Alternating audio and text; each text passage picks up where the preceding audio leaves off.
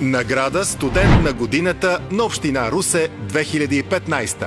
Номинации: Слави Георгиев, студент във втори курс на Русенския университет, специалност финансова математика. През учебната 2014-2015 печели грант по програма Erasmus+ и в момента се обучава в университета в Вупертал, Германия. През 2014 печели 4 престижни награди от международни и национални студентски олимпиади и конкурси по програмиране и компютърна математика. Има 4 самостоятелни разработки, докладвани на студентски научни сесии.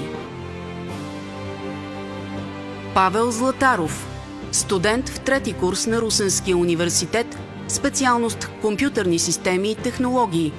През текущата учебна година печели 5 призови места от национални и регионални олимпиади и състезания. Демонстрира отлични резултати и по дисциплината софтуерно инженерство. Организиран и високо мотивиран в работата си, Павел Златаров получава покана от ректорското ръководство да се включи в университетския екип на Центъра за докторанти. Никол Донева, студентка в трети курс на Русенския университет, специалност акушерство.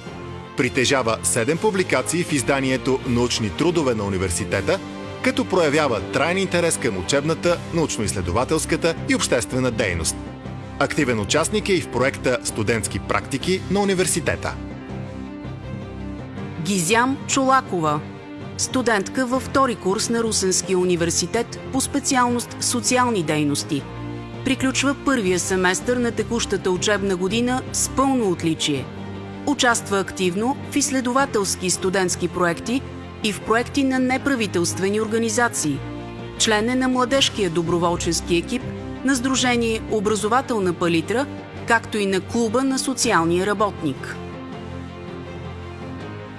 Сибел Якуб Лятив, студентка в трети курс на Русенския университет, специалност медицинска сестра. Проявява устойчив интерес към научно-изследователската работа, като публикува свои разработки в студентските форуми на университета и други медицински университети в страната. В организацията на редица студентски конференции и семинари прилага иновативни подходи за повишаване равнището на студентските научни сесии. Слави Дяковски, студент в трети курс на Русенската Алма Матер по специалност право. От месец ноември 2014 е член на най-голямата международна студентска организация IESEC и на нейния клон в Русенския университет като член на ръководния екип. Като член на организацията, Слави Дяковски е лидер на екипа по проекта „Бизнесът в действие“ и благодарение на неговата инициативност 15 студенти от Русенския университет получават възможност за професионален стаж в русенски фирми. Учи един семестър в университета в Грац, Австрия, по програма Еразъм, като за своите научни разработки печели и редица награди по други европейски програми.